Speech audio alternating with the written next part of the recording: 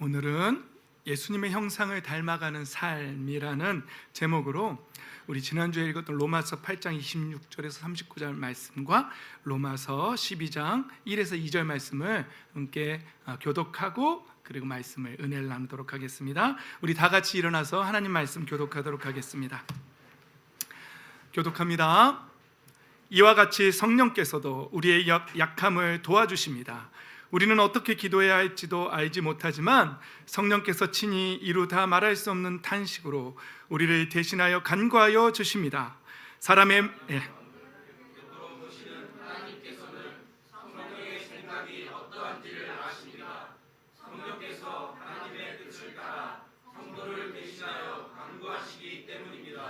하나님의 사랑하는 사람들, 곧 하나님의 뜻대로 부르심을 받은 사람들에게는 모든 일이 서로 협력해서 선을 이룬다는 것을 우리는 압니다. 하나님께서는 미리 하신 사람들을 택하셔서 자기 아들의 형상과 같은 모습이 되도록 미리 정하셨으니 이것은 그 아들이 많은 형제 가운데서 맏아들이 되게 하시려는 것입니다. 그리하여 하나님께서는 이미 정하신 사람들을 부르시고 또한 부르신 사람들을 의롭게 하시고 의롭게 하신 사람들을 또한 영화롭게 하셨습니다. 그렇다면 이런 일을 두고 우리가 무엇이라고 말할 수 있겠습니까? 하나님이 우리 편이시면 누가 우리를 대적하겠습니까?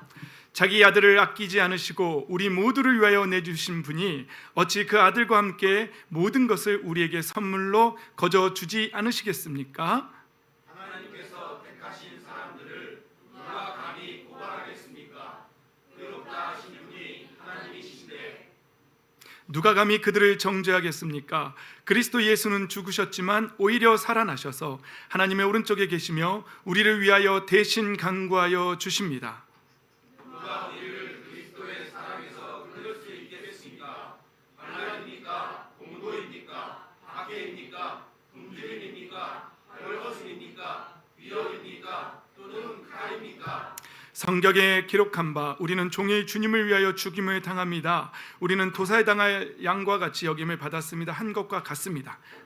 그러나 우리는 이 모든 일에서 우리를 사랑하여 주신 그분을 힘입어서 이기고도 남습니다. 나는 확신합니다. 죽음도 삶도 천사들도 권세자들도 현재 일도 장래 일도 능력도 높음도 깊음도 그 밖에 어떤 피조물도 우리를 우리 주 예수 그리스도 안에 있는 하나님의 사랑에서 끊을 수 없습니다. 이제 12장 1, 2절 함께 읽습니다. 시작. 형제자매 여러분, 그러므로 나는 하나님의 자비하심을 힘입어 여러분에게 권합니다. 여러분의 몸을 하나님께서 기뻐하실 거룩한 산 제물로 드리십시오. 이것이 여러분이 드릴 합당한 예배입니다. 여러분은 이 시대의 풍조를 본받지 말고 마음을 새롭게 함으로 변화를 받아서 하나님의 선하시고 기뻐하시고 완전하신 뜻이 무엇인지를 분별하도록 하십시오. 아멘. 할렐루야. 하나님의 말씀입니다. 아멘으로 받으시고 그대로 사시기를 예수님의 이름으로 축복합니다. 아멘. 자리에 앉겠습니다. 오늘 우리가 읽었던 본문 말씀에 보면은 성령께서 우리를 도와주신다라고 말하고 있습니다. 여러분, 저와 여러분이 어떤 사람들인 줄 아십니까? 성령님이 친히 도와주는 사람들입니다. 할렐루야. 성령께서 우리를 어떻게 도와주시냐면 우리는 아직 연약해서 어떻게 기도할 바도 알지 못한대요. 우리가 난 도대체 뭐라고 기도해야 될지 모르지만 성령께서 친히 이루 다 말할 수 없는 탄식으로 성령님께서 우리 안에서 우리를 위해서 대신 우시면서 하나님 아버지께 간구하시는 거예요. 그냥 하나님 도와주세요 정도가 아니라 탄식하는 기도로 우리도 가끔 울면서 펑펑 울면서 기도할 때가 있잖아요. 근데 우리 성령 하나님께서 우리를 위해서 그렇게 울면서 하나님 앞에 기도해 주신다고 오늘 성경은 우리에게 말하고 있습니다. 저와 여러분의 인생이 어떤 인생이냐면 성령 하나님이 우리를 붙잡고 우리의 인생을 위해서 펑펑 울며 하나님 앞에 기도해 주는 그런 인생인 줄 믿습니다.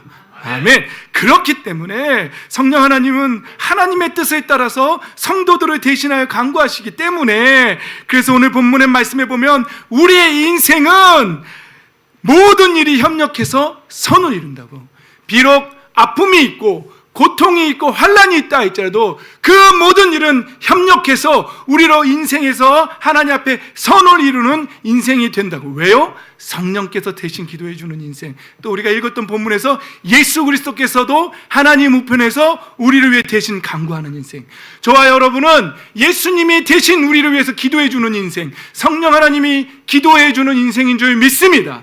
그래서 우리의 삶에 일어나는 모든 일들은, 심지어 그 일이 병드는 일, 어떤 일이라 할지라도, 손해보는, 물질적인 손해를 보는 일이라 할지라도 그 모든 일은 다 협력해서 선을 이룬다는 그런 인생이 된다는 말입니다. 여러분이 여기서 말하는 선이 뭘까요? 모든 일이 다 그런 인생의 기복이 있지만 그런 힘든 모든 일들이 다 이루어서 우리로 나중에는 결국 큰 돈을 벌게 한다, 이런 선이 이룬다는 말일까요? 아닙니다. 이 본문에서 말하는 선을, 협력해서 선을 이룬다는 말은, 오늘 본문 말씀에 보면 이 모든 이들이 협력해서 결국은 우리가 하나님의 아들의 형상을 닮아가는 그런 삶이 되도록 돕기 때문에 그것이 협력해서 선을 이룬다는 말을 하고 있는 것입니다. 여러분, 하나님께서는 우리가 하나님의 아들의 형상과 같은 모습이 되도록, 세 번역은 형상과 같은 모습이 되도록이라고 말하고 있어요.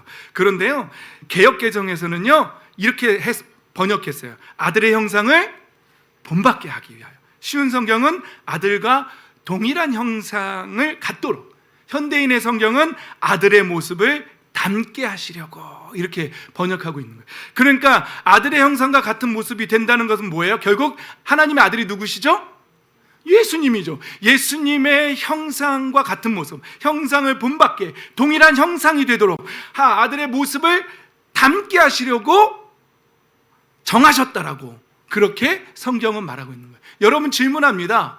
아들의 형상을 닮는다는 게 뭘까요? 우리가 영화에서 보면은 우리 예수님 금발머리에 꼭 파마하셨죠? 긴 곱슬 금발머리에 길쭉한 얼굴형에 키 크시고 물가에서 이렇게 있는데 물이 반짝반짝반짝하면서 막 그런 모습으로 항상 영화에서 보셨죠? 어때요? 여러분, 우리가 다 금발이 되고 예수님의 형상처럼 길쭉길쭉하고 말이죠, 그런 모습이 된다는 뜻일까요, 이게? 이 비유는 우리 어린아이들을 위해서 하는 거니까 어른들께서 너무 유치하게 생각하지 마시기 바랍니다. 외모가 아니죠. 아들의 형상을 담는다는 말은 무슨 말일까요? 성품이죠. 아들의 성품을. 여러분, 성경은요, 창세기, 제가 늘 반복하는 얘기지만 우리는요, 창세기 뭐라고 나오죠? 하나님, 삼위일체 하나님께서 이렇게 말씀하세요. 우리가 우리의 형상을 따라 우리의 모양대로 사람을 창조하자. 그게 외모를 말하는 걸까요? 아닙니다. 우리는 하나님의 형상, 하나님의 성품을 따라서 창조받은 사람들이에요. 성경은 하나님은 뭐라고 말하죠? 하나님은 무엇이니라? 사랑이시니라. 하나님의 성품을 딱 한 단어로 말하라고 한다면 그건 사랑입니다. 그러니까 우리가 처음에 창조됐을 때는 어떤 존재였을까요? 서로 엄청 사랑하는 존재였겠죠. 그런데 아담과 하와가 하나님을 약속을 어기고 거역하고 자기 뜻대로 살겠다라고 선악과를 따먹었을 때의 타락이라는 범죄가 들어왔고, 그리고 서로 이 여자 때문이에요, 저 때문이에요 그러면서 서로 원망하는 관계가 되었고, 그리고 그렇게 타락한 다음에 자녀를 낳았는데 그 자녀는 어떤 모습을 보여줬죠? 저 자식이 꼴 보기 싫어, 그래서 들로 데리고 나서 쳐 죽이는 그런 모습의 사람들로 변해버렸다는 거죠. 그러면 하나님 보시기에 하나님이 당신의 형상으로 당신의 생명을, 당신의 호흡을 나눠주시면서 이 땅의 자녀들, 우리를 자녀라고 말씀하시면서 창조하셨는데 그 자녀들이 서로 죽이고, 미우면 죽이고, 화나면 죽이고, 이런 모습이 되었다면 하나님 마음이 어떻겠어요, 여러분?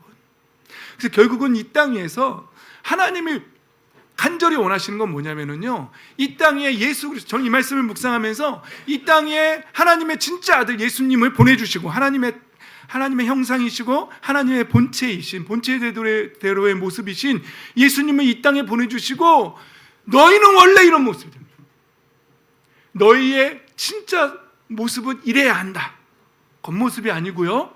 예수님은 어떻게 하셨죠? 정말 죽기까지 하나님 앞에 순종하셨잖아요. 그런 모습으로 하나님이 이제 원하시는 건 뭐냐면요, 이 땅에서 하나님의 당신의 자녀들이 이 땅 위에서 어떻게 살기를 원하실까요?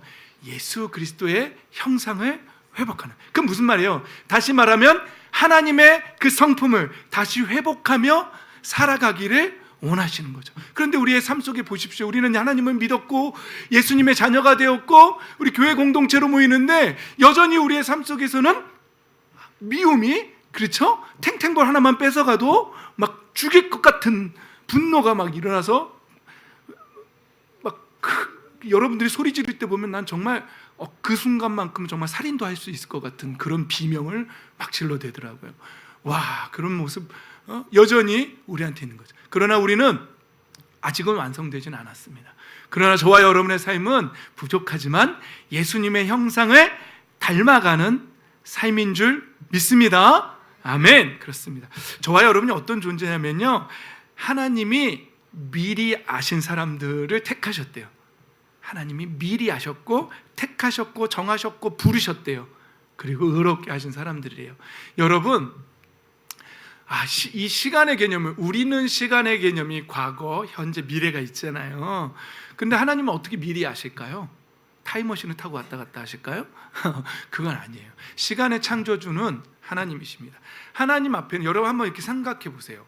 우리한테는 과거가 있고 미래가 있고, 미래는 아직 오지 않았지만 하나님 앞에는 과거, 현재, 미래가 그냥 그 시간의 개념이 직선형이 흘러가는 개념이 아니라 그냥 하나님 앞에 있다고 한번 봐보세요. 그리고 하나님 앞에는 이미 우리의 심판의 끝날까지도 하나님 앞에 이미 있다고 한번 생각해 보세요. 이거 우리가 갖고 있는 이성의 범주 안에서는 상상해내기는 좀 힘든 범주예요. 그런데 성경에는요, 그와 같은 개념을 말할 때가 참 많아요. 미리 아셨대요. 언제요? 에베소서에 보면 창세 전에, 세상을 창조하기 전에 저와 여러분을 이미 아셨대요. 우리는요, 하나님이 이미 미리 아신 존재이고 하나님이 우리 택하셨어요. 그래서요, 여러분 걱정하지 마세요. 하나님이 택한 사람들은 다 내게로 온다고, 하나님이 부르신 사람들은 다 내게로 온다고 예수님 말씀하셨어요. 그러니까 아직 교회는 안 나오지만 다 예수님 믿게 될 줄 믿습니다. 아멘. 그래요. 그래서 하나님이 정하셨고 우리를 부르셨어요. 저와 여러분 이렇게 불렀어요. 돌아와라. 너희는 세상에서 그렇게 살 존재가 아니다. 돌아와라. 예전에는 너희가 나를 몰랐지만, 말씀을 몰랐지만 이제 내가 전도자들을 통해서 너희에게 복음을 선포한다. 돌아와라. 부르셨어요. 그래서 우리가 왔잖아요. 그래서 예수님의 보혈로 우리를 의롭게 하셨어요. 그리고 이제 우리가 천국에 가면 영화롭게 될 거예요. 영광스러운 모습으로 변하게 될 줄 믿습니다. 아멘. 저와 여러분의 인생은 그런 인생이라는 사실이죠. 그런데 하나님께서 그렇게 정하신 게 아들의 형상과 같은 모습이 되도록 정하셨다는 거예요. 이거에 집중하면 돼요. 여러분, 그런데 이제 우리의 인생에 힘든 일이 있다고 성경은 말하고 있어요. 환난, 공고 없다는 게 아니죠. 하나님이 선택하고 부린 사람들은 환난과 공고와 박해가 다 피해갑니다예요? 성경 말씀이? 아니에요. 환난과 공고와 박해와 굶주림, 헐벗음, 위협, 칼 이런 게 있지만 우리가 그것들이 우리를 하나님의 사랑에서 끊을 수 없다는 거예요. 그러니까 여기서 말하는 환난, 우리 지난주에 제가 다 설명했죠.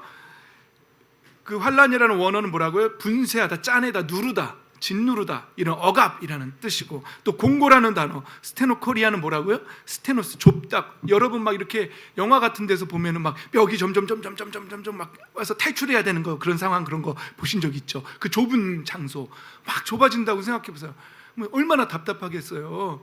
어떤 사람은요, 막 이불로 이렇게 장난치면서 덮으면은요, 이 폐쇄 공포증이 있어가지고 막 그거 못 견디는 사람도 있더라고요. 근데 여러분, 이 곤고라는 단어가 그런 거예요. 우리의 삶에 막 내가 옴짝담짝 할 수 없는 정말 그 답답한, 마치 그 좁은 공간에 있는 것 같은 그런 답답한 상황이, 그게 공고라는 단어예요. 그러나 그런 공고가 있어도 우리가 통제할 수 없는 그런 상황이라 할지라도, 그럼에도 불구하고 우리는 성령께서 우리를 위해서 간구하시는 존재, 성령님이 우리를 위해서 대신 기도해 주시고, 예수님이 우리를 위해서 기도해 주시고, 우리는 하나님이 미리 정하시고 택하시고 부르신 존재, 의롭게 하신 존재, 그리고 영화롭게 될 존재라는 사실을 잊지 마시기 바랍니다. 아멘. 그렇습니다. 그래서 사도 바울은요, 환난을 자랑한다고 그렇게 말했죠. 우리 지난주 말씀이죠. 그래서요, 환난은 뭐라고요? 뭘 낳는다고요? 인내력을 낳고, 인내력은 또 단련된 인격을 낳고, 단련된 인격은 희망, 소망을 낳는. 이 소망은 뭘까요? 하늘에 대한 소망이에요. 천국에 대한 소망이에요. 지난주에 제가 단련된 인격, 도키멘, 이 단어 설명해 드렸죠? 그게 물건에다가 쓰는 단어가 될 때는 뭐라고요? 극상품 따봉이 되는 거고요. 사람에게 말하면요, 우리 삶에 있는 환난과 이런 어려움들은 다 뭐냐면 인내력을 낳고 그것을 통해서 인격적으로 성품적으로 완성된 정말로 극상품의 사람들이 된다라는 거 우리가 지난주에 나눴던 말씀입니다. 우리가 이제 하나님의 부르심을 입은 존재이고, 성령 하나님께서 우리를 위해서 대신 간구해 주는 존재, 예수님이 우리 위해서 대신 기도해 주는 존재, 하나님을 아빠, 아버지라고 부르는 존재, 모든 일이 협력해서 선을 이루는 그런 존재가 되었단 말이죠. 근데 여러분 한번 상상해 보십시오. 생각해 보십시오. 여러분 탕자의 비유 아시죠? 돌아온 탕자가 처음에는 왔어요. 아버지, 저를 이제 종으로 여겨주세요. 그랬더니 아버지가 무슨 소리냐, 넌 내 아들이다 그러면서 금가락지 끼워주고 옷 입혀주고 목욕시켜주고 황소를 잡아다가 막 잔치를 벌여줬잖아요. 그래서 그렇게 이제 다시 자녀로 삼아줬는데, 그 다음에는 성경에 기록이 없잖아요. 근데 우리가 상상해 보는 거예요. 근데 그 아들이 이제 그 집에 돌아와서 사는데, 나는 다시 하나님, 이제 내 아버지의 자녀가 되었으니, 야 이제 술상 차려와. 그리고 야, 술상이 있으니까 옛날에 그 버릇, 허랑방탕하게 지내던 삶, 하면서 야 이제 우리 어린이들 앞에서 제가 뭐라고 표현을 못하겠네. 그래서 데려와. 그래가지고 막 이렇게 그렇게 산다고 한번 생각해 보세요. 삶의 변화가 없이. 그러면은 그 아버지가 또 어떻게 하시겠어요?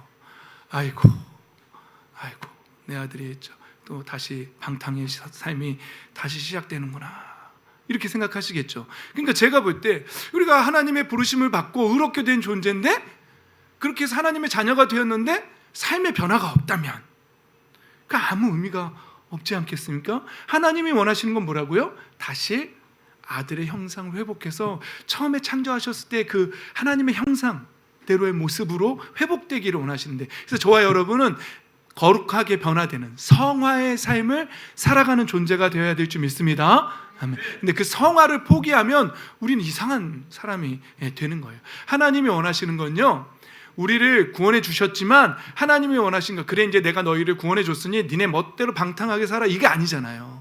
우리에게 보고 싶은 모습이 뭘까요? 이제 하나님께로 다시 되돌아온 사람들이 예수님의 이름으로 기도하면서, 물론 실패했다가 다시 일어섰다 하지만 실패했을 때도 다시 하나님, 내가 예수님의 보혈을 붙잡습니다, 예수님의 이름으로 회개합니다, 그래서 다시 일어서고, 또 실패하면 또 하나님, 제가 연약함 때문에 하나님, 그때도 성령님이 우리를 도와주시고 하면서 계속 회개하면서 조금씩 거룩하게 변화되는 삶을 원하시는 것이죠. 그래서 로마서에 보면은요, 이제 우리가 하나님의 자녀가 되었고 하나님을 아빠, 아버지라고 부르는 존재가 되었다는 거예요. 그러면서 중간에 그 8장 이후에는 유대인들이, 이방인들이 예수님 믿고 구원받은 거에 대한 고정관념을 깨트리는 말씀들이 나온 다음에, 그 다음에 12장에 이제 어떻게 살아야 되는지, 하나님을 아빠, 아버지라고 부르는 사람들이 어떻게 살아야 되는지가 나오는 거예요. 그 사람들은요, 자신의 몸을 하나님이 기뻐하시는 거룩한 뭐라고요? 산 제물로 드려야 한다라고요. 다시요, 우리 1절 말씀 다 같이 읽읍시다. 시작. 형제자매 여러분, 그러므로 나는 하나님의 자비하심을 힘입어 여러분에게 권합니다. 여러분의 몸을 하나님께서 기뻐하실 거룩한 산 제물로 드리십시오. 이것이 여러분이 드릴 합당한 예배입니다. 아멘. 여러분, 산 제물이 뭘까요? 원래 제물은 구약시대 때 어떻게 바쳤죠? 죽여서 피 뿌리고 몸은 각을 떠서 태우고 내장도 태우고 이렇게 죽여서 드렸죠. 근데 우리를 하나님 앞에 그렇게 드리려는데 죽일 수는 없잖아요. 그러니까 우리의 모습이 살아있는 채로 우리의 삶을 그 제물로 하나님 앞에 드리려는 거예요. 이 몸을 드리래요. 아까도 예수님의 아들의 형상을 말할 때 금발머리 그거 아니라는 거 얘기했잖아요. 그럼 여기서 몸을 드리라는 거 이 육신을 말하는 걸까요? 아니에요. 여기서 몸을 드리라는 말은 우리의 전 인생과 우리 영혼 유구한 다 합쳐서 전 인격을 하나님 앞에 제물로 드리라는 거예요. 그게 우리가 마땅히 해야 될 일이고, 그게 합당한 예배. 예, 여러분, 개역개정에서는요, 이것이 여러분이 드릴 영적 예배입니다. 이렇게 번역해요. 쉬운 성경도 영적 예배 이렇게 말해요. 현대인의 성경도 영적 예배라고. 공동 번역, 가톨릭과 기독교가, 개신교가 같이 번역한 공동 번역에서는 진정한 예배라고 그렇게 번역해요. 여러분, 지금 우리가 예배하러 왔잖아요. 그래서 여러분, 우리 이것도 예배입니다. 찬양하고 했잖아요. 이것도 우리의 시간을 하나님 앞에 드리고, 그렇죠? 바쁜 다른 사람들 다 놀러 가는데 우리가 우리 이 시간을 하나님 앞에 드리고 있잖아요, 지금. 그리고 우리 입술로 고백하고 있잖아요. 이것도 우리의 삶을, 이 시간만큼은 우리의 중심과 삶을 다 드리는 시간이잖아요. 이것도 예배입니다. 그런데요, 오늘 로마서 12장 말씀은요, 우리의 모든 인생을 하나님 앞에 제물로 드리는 거예요. 그러니까 이 예배 시간에만 예배자가 되지 마시고, 돌아가서 살 때도 남편을 대할 때, 아내를 대할 때, 자녀를 대할 때, 부모를 대할 때 모든 인생 자체가 하나님 앞에 마치 살아있는 제물로 드려진 것처럼, 우리가 제단 위에 이렇게 하나님 앞에 누워있다고 생각해 보세요. 하나님, 저는 이제 하나님 앞에 바쳐진 제물입니다. 그러면 진정한 삶을 살게 된다는 것이죠. 삶이 제사가 돼. 그것이 진짜 예배고, 그것이 하나님이 찾으시는 예배고, 그게 영적인 예배, 합당한 예배라고 오늘 로마서 12장은 말하고 있는 것이죠. 그러면서 이어서 나오는 말씀이 뭐라고요? 그렇게 산다는 삶은 뭐냐면요, 이 시대의 풍조를 따라가는 삶이 아니라, 본받는 삶이 아니라 우리의 이 마음을 새롭게 함으로 변화가 되어서, 변화를 받아서 하나님의 선하시고 기뻐하시고 완전하신 뜻이 무엇인지 분별하는 사람. 그래서 여러분, 이 시대에는요, 여러분 가치관이 있어요. 가치, 뭐가 더 중요하고 뭐가 덜 중요한지, 이게 가치를 보는 관점이에요. 그리고 세상을 보는 세계관이 있어요. 세계관이 있어요. 근데 이게 세속적인 사람들은요, 어떤 사람은 놀아야 돼, 아버지는 말하셨지, 인생을 즐겨라, 이러면서 그게 최고야? 그러면서 맛집 찾아다니고 그게 인생의 전부야? 라고 말하는 사람도 있어요. 그게 세속적인 가치관이잖아요. 그래서 또 어떤 사람은 돈을 많이 성공해야 돼, 그러면서 좋은 차, 좋은 집에서 사는 게 최고의 인생이야, 그러면서 그런 가치관을 말하는 사람들이 있어요. 억울하면 출세해야 돼, 그러면서 그런 게. 그런데 오늘 성경 말씀은 우리의 삶을 하나님 앞에 진정한 예배로 드리는 삶은요, 그런 가치관을 본받는 삶이 아니라는 거예요. 그런 가치관이 아니라 마음이 완전히 새로워져야 돼요. 새로운 가치관으로 변해서 하나님은 우리를 보시고 무엇을, 여러분, 제가 예전에도 말씀드린 적이 있는데, 하나님이 우리의 인생에 진짜 원하시는 게 뭘까요? 우리가 돈 많이 벌고 성공해서 헌금 많이 내는 거야 하나님 원하실까요? 그러면서 삶은 막 살아. 아내한테 함부로 하고 남편한테 함부로 해. 그게 하나님이 우리에게 원하시는 삶일까요? 아니에요.